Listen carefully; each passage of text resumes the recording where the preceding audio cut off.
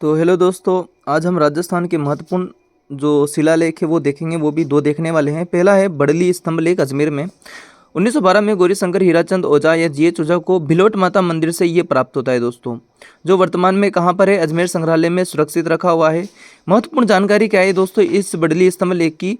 यह दोस्तों राजस्थान का प्राचीनतम अभिलेख है, जो उत्तर प्रदेश के पीपरवा अभिलेख जो कि 487 ईस्वी पूर्व का है के बाद ब्राह्मी लिपि व प्राकृत भाषा में राजस्थान या फिर प्राकृत भाषा का दूसरा प्राचीन अभिलेख माना जाता है।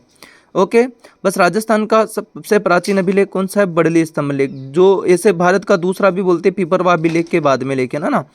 उसके अलावा दोस्तों यह अभिलेख वीर निर्माण संवत 84 या 443 ईस्वी का है, जो मध्यमिका के एक जैन केंद्र होने की जानकारी देता है। ब्राह्मी लिपि में लिखित यह अभिलेख खंडित प्राप्त हुआ था। इसे साली मालिनी नामक राजा ने अंकित करवाया था दोस्तों। इसमें 84 स्तंभ सलाखा का उल्लेख है। 84 स्तंभ को क्या बोलते हैं? सलाखा का उल्लेख है। 84 स्तंभों से निर्मित यज्ञशाला बड़े बड़े क्षेत्र यज्ञों की परंपरा का क्या है? द्योतक है। बेराट के शिलालेख, इसको भी देख लेते। पुरातात्विक स्रोतों से जानकारी मिलती है कि बेराट मौर्य साम्राज्य के अधीन एक समृद्ध नगर और बौद्ध संस्कृति का प्रमुख केंद्र था। बेराट में मौर्य शासक अशोक ने या अशोक के दो अभिलेख प्राप्त हुए। जो बेराट है ना, जयपुर में, अभी वर्तमान में कोटपुतली भरोड़ में, वहां से अशोक के दो अभिलेख प्राप्त हुए, जिनमें पहला अभिलेख बीजक की पहाड़ी पर तथा दूसरा भीमसेन की डूंगरी की तलहटी से मिला है, यानी कि भीम डूंगरी की तलहटी से मिला है। इन अभिलेखों का समय 251 ईस्वी पूर्व है।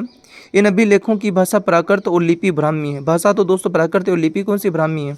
तो दो कौन कौन से? पहला है भाब्रू शिलालेख।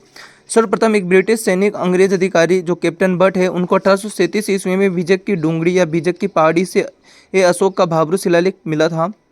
सम्राट अशोक के बौद्ध होने का प्रबलतम साक्ष्य, यह जो भाब्रू शिलालेख है सम्राट अशोक का बौद्ध होने का सबसे बड़ा महत्वपूर्ण साक्ष्य है। वर्तमान में यह अभिलेख एशियाटिक सोसाइटी ऑफ बंगाल के कोलकाता मुख्यालय में रखा हुआ है ना।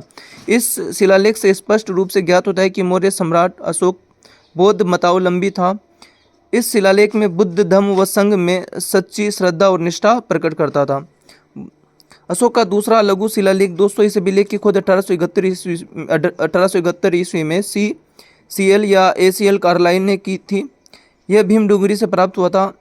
यह मौलिक अभिलेख ना होकर अशोक के रूपनाथ और सहस्रामा अभिलेखों की प्रतिलिपि मात्र है, मतलब कॉपी है ना दोस्तों। मतलब कि सहस्रामा और रूपनाथ में जो अभिलेख है सेम टू सेम यहाँ पर भी है ना। जैसे कि एक ही कॉपी को मैं 3 जगह भिजवा दूँ, उस टाइप से दोस्तों ये।